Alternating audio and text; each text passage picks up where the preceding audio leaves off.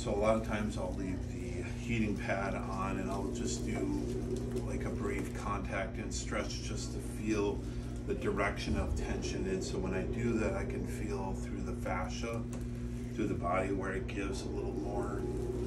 Usually your right side, isn't it? Is it your right or the left? Yeah, and I felt that as soon as I put my hands there, so I'm just feeling the tension, the fascia. I felt the joint in here just by adding pressure into it.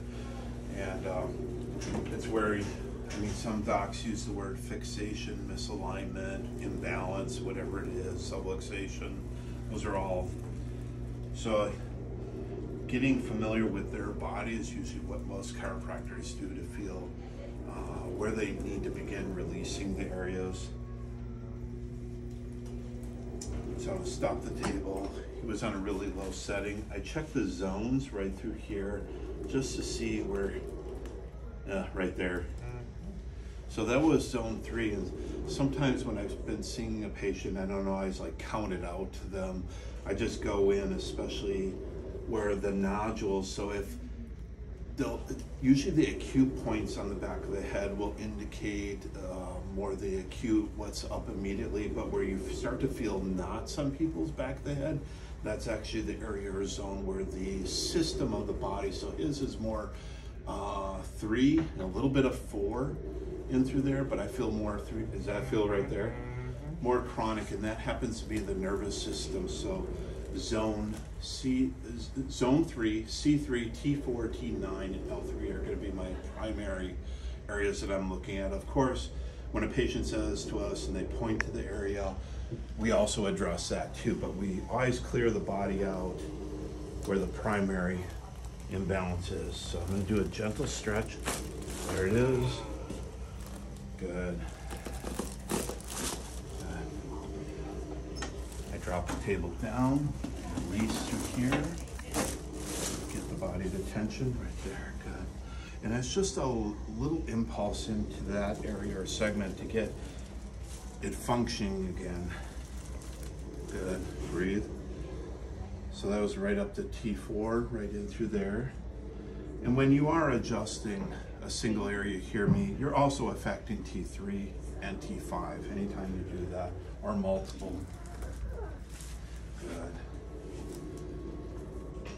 We're going to adjust right through the sacrum. I talked about that. Sometimes I use the drop. So just bringing it down. I'll do that a few times because this is a big area for him because of his work. All right, so then I'm going to be right in through the SI joints. Not to be confused with sciatica. These are the SI, and they're big, long joints right here. It's kind of like the dimples on your rear end. And bring that sacrum back around.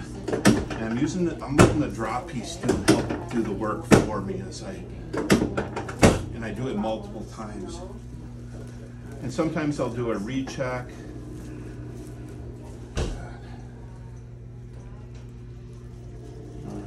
Have you lay on your left hip. Nice scoots. All right. So I'm right at L3. It already released. You probably heard that even. All right, so now we're going to get into the sacrum. Good. Other way. You guys been busy? Always. Yeah, always. All right, just bring this. So bringing him the tension. And then rolling the patient over, and I'm contacting right at L3. Good. On your back. You good? Yep. And that'll typically, those upper lumbar will definitely go into the hip area if you feel that pain. Bend your knees, feet on the table for me. So I'm going to finish up with his spine. I like to go back, just recheck. Make sure I got it. A little bit more there. He gets a lot of that tension up through here, through his shoulder blades. Good. So all that was releasing.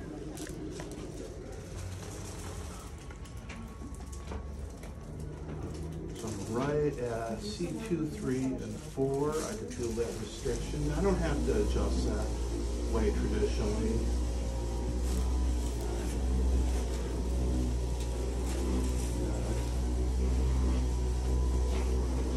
Prefer the towel tractions? Okay. Lift your head. So I'm just doing light little traction, little impulse. Okay. This foot down. Like down like that. Yep.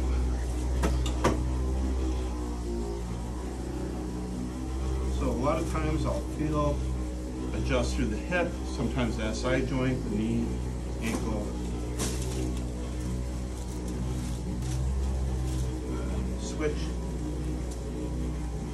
Bring the other one up.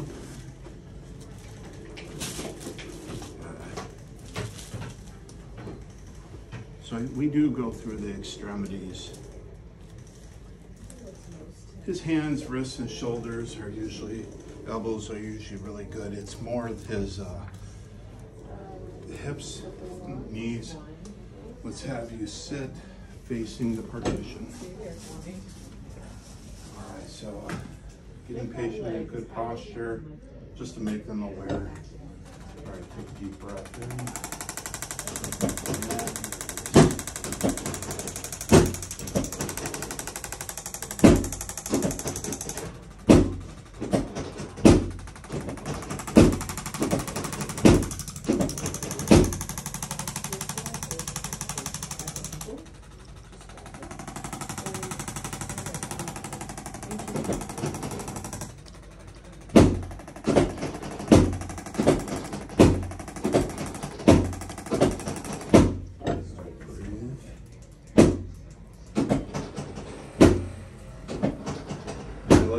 Pressure points, especially when they have certain tension spots in the body, and I use this tool, sometimes my hands.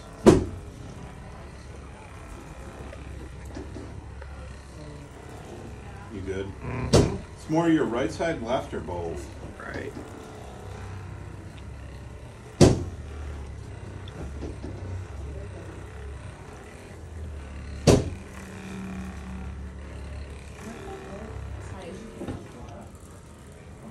That too much on you? Nope.